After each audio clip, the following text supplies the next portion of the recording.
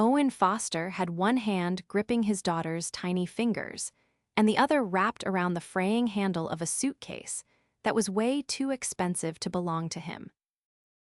"Vera, stay close to my leg, sweetheart," he said, his voice low but steady as the crowd at Grand Central swirled like a storm around them. The woman had dropped the suitcase 3 feet from the platform, clearly struggling to juggle 2 others while talking to someone on the phone loud, frantic, and clearly not used to public transportation. She looked like she just stepped off a runway, not a train.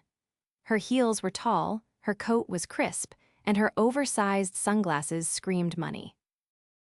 Owen glanced at her bags, then at his daughter, then back at her. The woman ended her call with an annoyed sigh, bent to grab the heaviest of her suitcases, and promptly knocked her own sunglasses off her face. Owen stepped forward before he could think. "Let me help you with that." She looked up startled. Her eyes were sharp, bright gray, and narrowed on him, clearly assessing. "I'm fine." "You're not," he said plainly, already lifting the heavy bag and balancing it with the stroller Vera had outgrown, but still liked to sit in when she got tired. The woman blinked, thrown off. "You don't even know me." "Nope," he said, adjusting the strap over his shoulder. "But I've got 2 arms and you're clearly struggling. Where are you headed?" She hesitated, to the car service pickup, outside. He turned to Vera. "You okay to walk a little, bug?" Vera nodded, her curls bouncing. "I'm strong like you, Daddy." The woman's gaze flicked down to the little girl, something shifting in her expression. Owen gave her a tired smile. "Lead the way." The 2 of them walked in silence, weaving through the crowd. Owen's worn boots squeaked across the tile, a sharp contrast to her designer heels clicking confidently beside him. Once outside, a sleek black car was waiting. The driver rushed out the moment he spotted her. "Miss Hale." "Thanks, Robert," the woman said briskly, then turned to Owen. "You can set them down here. I'm good now." "No problem." Owen gently placed the bags down and turned to Vera. "All right, let's find our platform." "Wait." He paused, surprised. The woman hesitated, then reached into her coat. "Let me pay you, that was kind." He straightened. "Don't worry about it, just glad I could help." She tilted her head. "You sure?" "I'm not in the habit of charging people for being decent." There was a beat of silence. Then she nodded slowly, eyes still on him. "What's your name?" Owen Foster, and this is Vera." Vera waved shyly, peeking out from behind her dad's leg. The woman smiled. "I'm Kiera Hale." "Nice to meet you, MS. Hale," Owen said, backing away with a polite nod. "Have a good night." He turned with Vera in tow, already blending back into the crowd. But Kiera stood there, watching him disappear into the station. The way he hadn't looked at her once like she was someone important. The way he'd lifted her bags without flinching. And that little girl, looking at him like he hung the moon. Her driver opened the door, but she didn't get in. Something about it stuck in her chest. 3 days later, Owen was rushing from his shift at the auto shop when he heard someone call his name. He turned, confused. Kiera was standing on the sidewalk outside, wearing a navy wool coat and a look that didn't match the chaos of the street behind her. "Hi," she said, a little breathlessly. He blinked. "MS Hale." "I was hoping to thank you properly," she said. "I found out where you worked, don't be alarmed. I asked around at the station. You left before I could ask." Owen rubbed the back of his neck. "You really didn't have to do that." "I wanted to," she said. "Come have coffee with me." He hesitated. "I've got to pick up Vera from school in an hour." "Then let's make it quick." He searched her face. "Why?" Kiera's gaze didn't waver. "Because can't stop thinking about you." The words hit him like a punch to the chest. People didn't say things like that to him, not since his wife left, not with that much honesty. He cleared his throat. There's a diner down the block. She smiled. Lead the way. The diner was tiny, tucked between a pawn shop and a dry cleaner. Kiera looked wildly out of place in the pleather booth, but she didn't flinch when Owen ordered black coffee and she asked for tea. I'm not used to people helping me without a catch, she admitted, stirring her cup. Owen leaned back. That's kind of a sad way to live. She looked at him. I wasn't always like this. I used to be a barista. Then I became a marketing assistant. Then I built a platform that took off during the pandemic.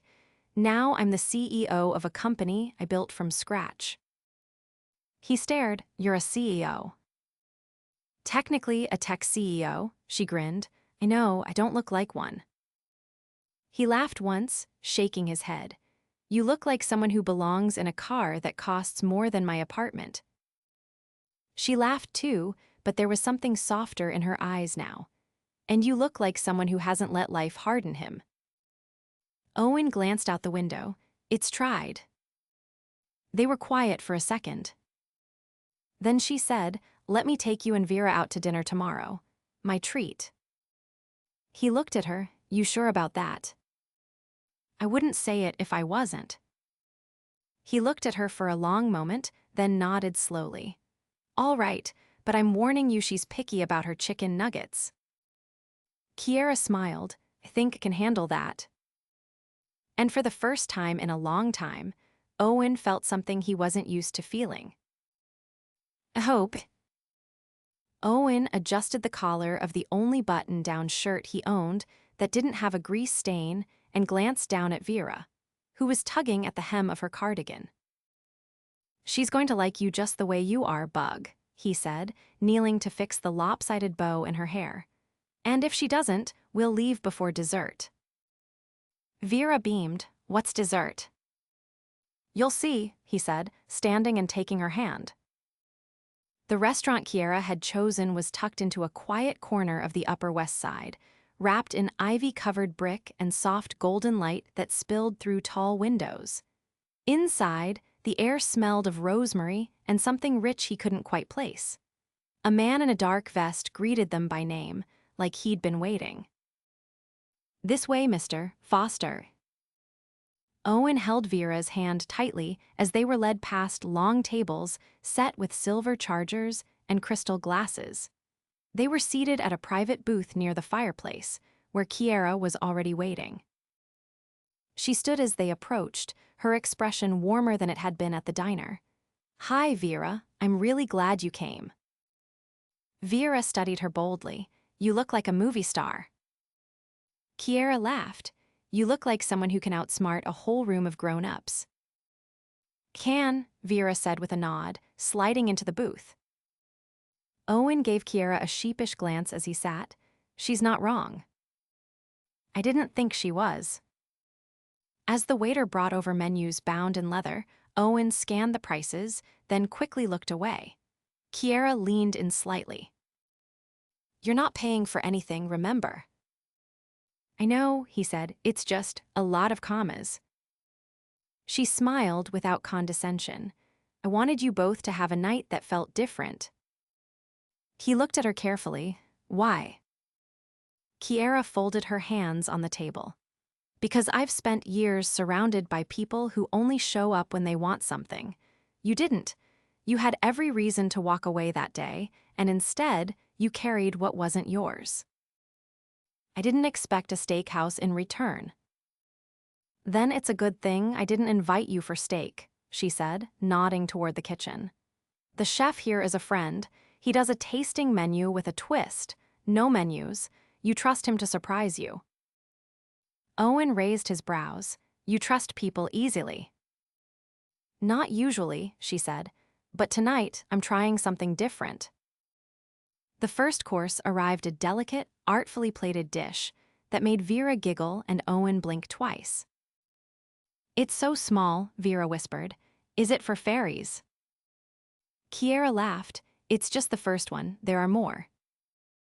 As the courses came and went each more surprising than the last, Vera warmed to Kiera quickly, telling her about her favorite book series, how she could count to 100 in Spanish, and how her dad made the best grilled cheese in the world. Kiera listened like none of it was small talk, like every word mattered. When Vera excused herself to use the restroom, Owen stood ready to follow, but Kiera gently stopped him. "I'll go, girls' room loyalty."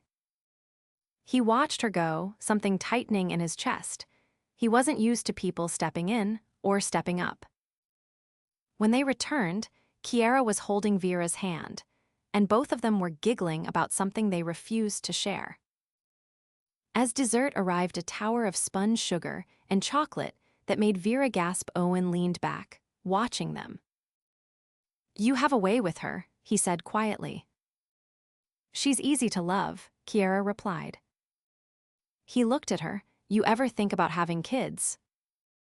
Her eyes flickered. "I used to. But I convinced myself there wasn't time. Kept telling myself I'd do it later.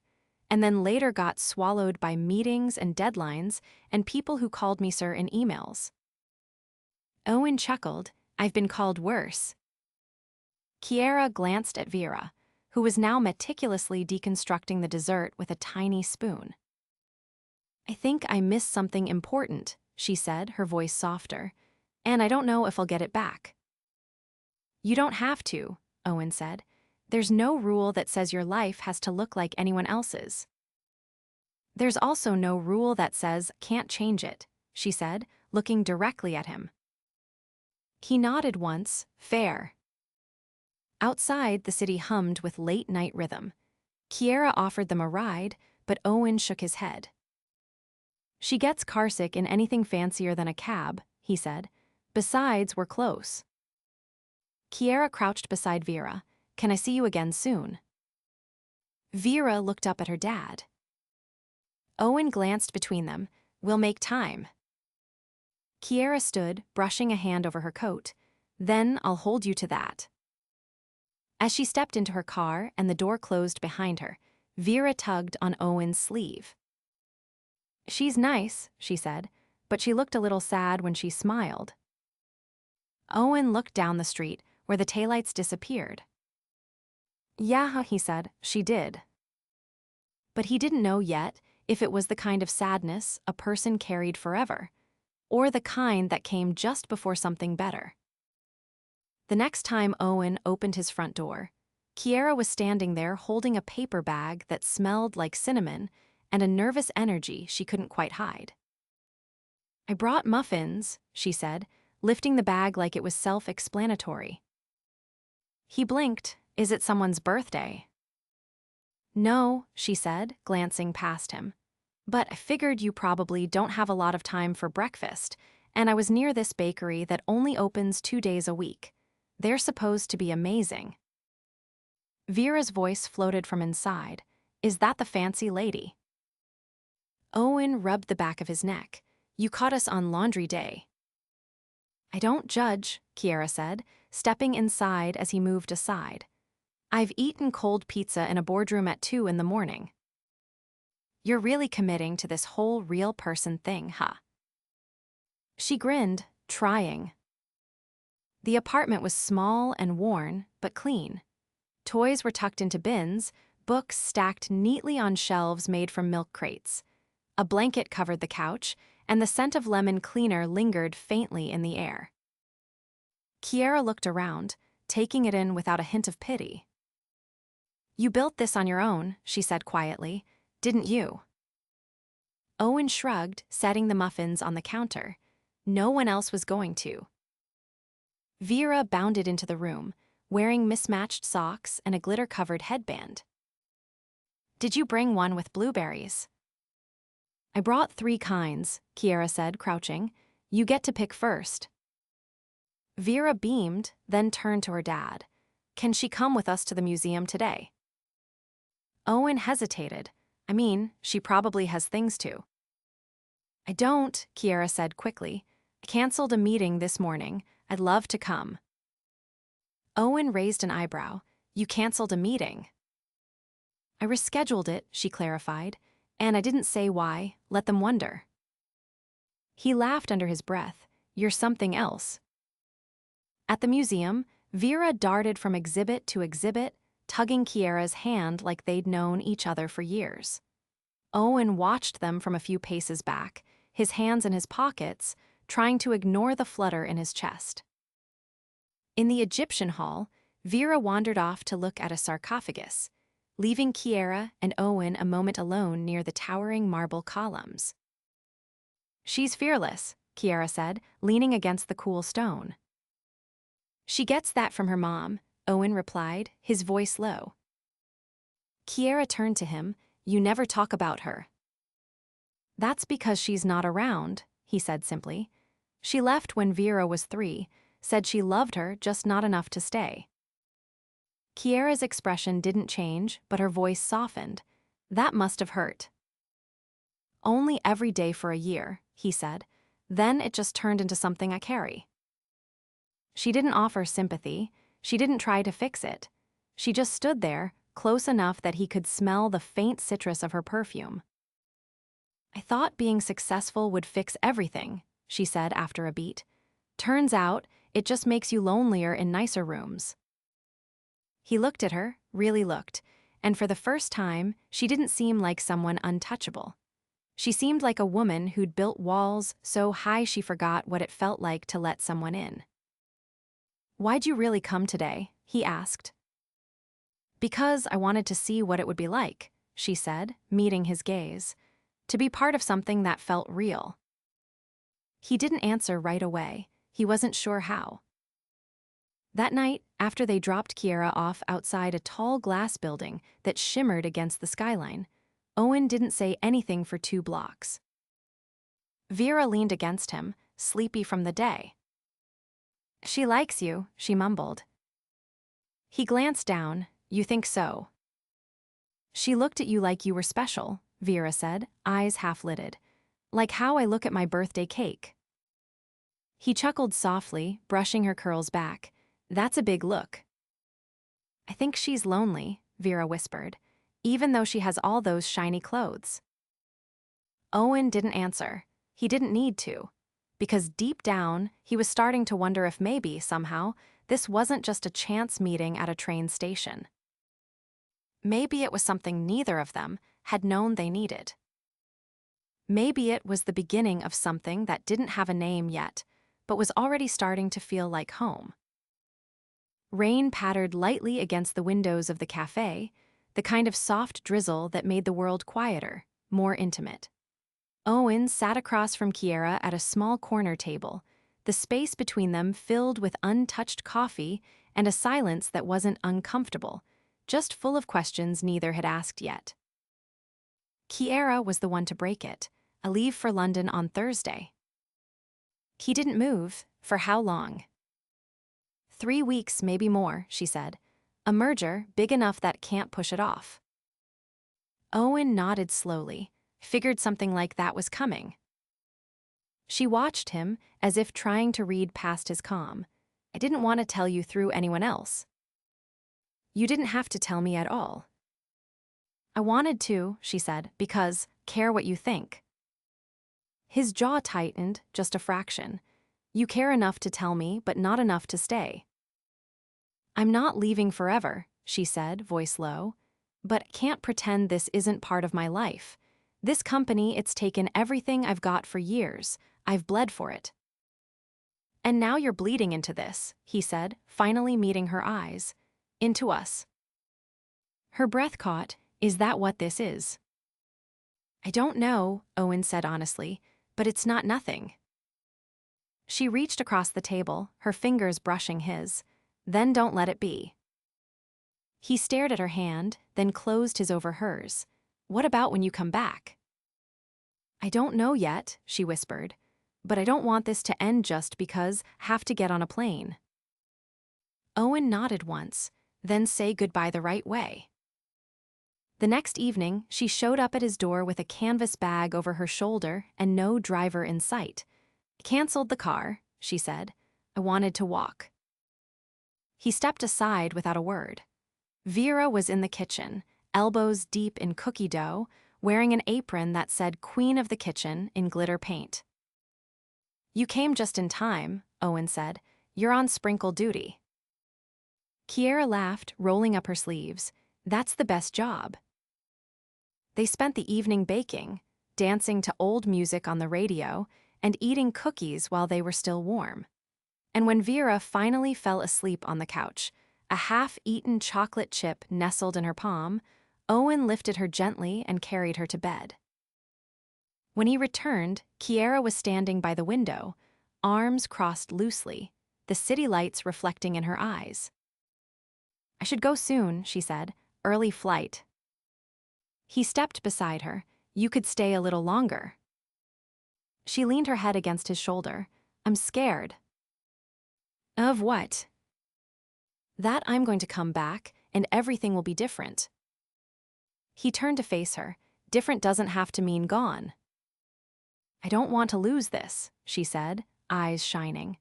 "I've spent years building something I thought would make me happy, but this is the first thing that actually feels like it matters." He reached into his pocket and pulled out a small, folded piece of paper. "Vera made this for you." Kiera opened it carefully. It was a drawing of the three of them, holding hands under a giant sun, with the words "Come back soon" in red crayon across the top. Her throat tightened. "I don't deserve this." "Maybe not," Owen said, "but you've got it anyway." The next morning, he walked her to the corner where a black SUV waited. The driver opened the door, but she didn't get in right away. "I'm not good at waiting," she said. "I'm not good at chasing," he replied. She stepped closer. "Then let's meet in the middle." He kissed her, slow and sure, like he wasn't saying goodbye but see you soon. When she pulled away, her voice was barely a whisper. "Don't disappear." "I've got a 7-year-old who makes sure I don't." She laughed softly, then climbed into the car. The door shut. The engine started. Owen stood there until the taillights vanished. 3 weeks passed. Then 4. He didn't hear from her until the 5th, when a knock came at the shop's office door as he was closing up. He turned, surprised, wiping his hands on a rag. Kiera stood there in a navy coat, hair pulled back, no makeup, no entourage, just her. "You're late," he said. She stepped inside. "I needed to be sure." "Of what?" "That I could walk away from everything I thought I needed and not miss it." "And I didn't miss it," she whispered. "I missed you." Behind her, Vera came running around the corner from where she'd been hiding with a giant grin. "You said you'd come back." Kiera knelt, arms wide. "And I meant it." Vera threw herself into her arms. Owen watched them, something in his chest breaking open. Kiera looked up at him, holding Vera tight. "I bought a place, Brooklyn Heights, big kitchen, small garden." He raised an eyebrow. "You planning to cook?" "I'm planning to learn," she said, "if you'll teach me." Owen stepped forward, slipping his arms around both of them. "You're home now," he said. "We'll figure out the rest." And in that moment, rain outside, the smell of grease from the shop, and the sound of his daughter laughing in the arms of the woman he hadn't seen coming, Owen knew he hadn't just carried someone's bags that day.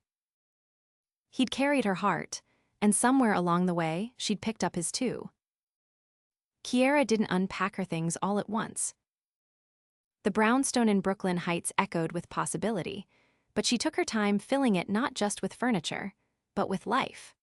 Owen had built shelves for the living room himself, carving tiny notches in the wood where Vera could display her growing rock collection. Vera had her own room upstairs, covered in murals of galaxies and stars, painted slowly over weekends with the help of a step stool and Owen's steady hand. But it wasn't the house that felt new.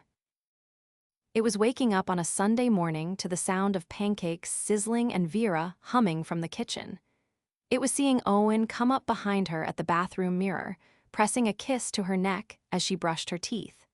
It was the way he made space for her without asking her to shrink. One evening, as spring melted into summer, they sat on the back steps while Vera chased fireflies across the small patch of grass. The garden was still more dirt than bloom, but a few wild lavender stalks had taken root near the edge. Kiera sipped from her glass of wine, barefoot, her knees drawn up to her chest. I never thought I'd love a quiet life. Owen watched Vera twirl, a jar in her hands. That's because no one ever taught you how to be still. She leaned her head against his shoulder. I used to think stillness was failure, that if I wasn't moving, I was losing. And now stillness feels like breathing, she said, like finally get to exhale. He turned toward her, his hand brushing her cheek. You know, you've never told me what made you start that company. She traced the rim of her glass. I was 22. I'd just been passed over for a promotion by a man who used my ideas in meetings. I went home, opened my laptop, and bought a domain name.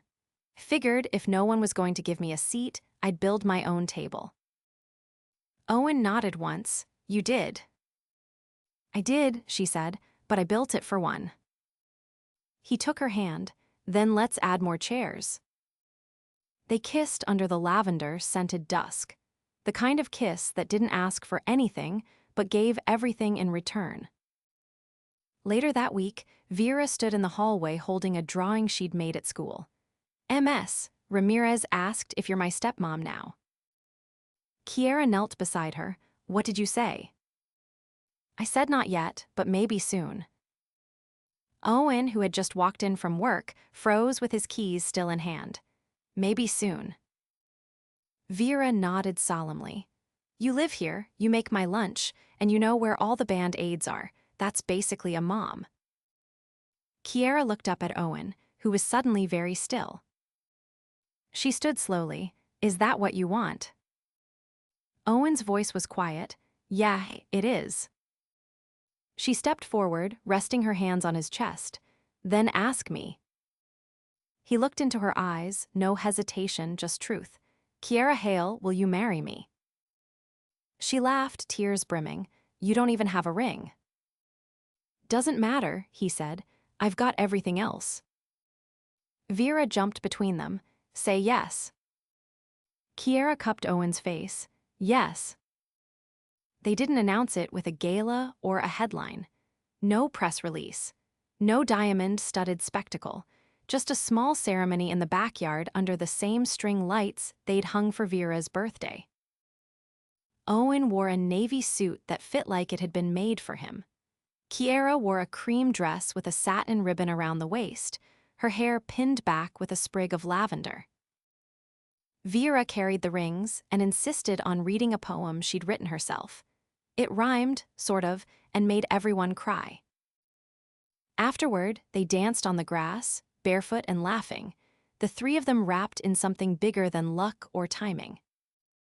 Love, real and unshakable. Kiera never returned to the office full-time.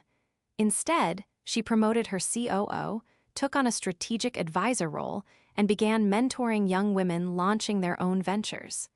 She didn't miss the boardroom. She had her own board of directors, now a husband who challenged her, a daughter who inspired her, and a home that didn't need glass walls or city views to feel like success. A year later, Vera stood on the front steps holding a flower pot with a tiny blooming rose. It's for the baby, she said. Kiera bent down, hands resting over her still flat belly. You think it'll be a girl. I don't care, Vera said. I just want them to know I picked the first flower. Owen wrapped an arm around Kiera from behind, resting his chin on her shoulder. I think they'll know. They stood there together, as the wind rustled the blooming garden and the city pulsed in the distance, far enough away to feel like another lifetime. And in that quiet, content moment, Kiera knew she had finally built something worth keeping. Not a company. A life.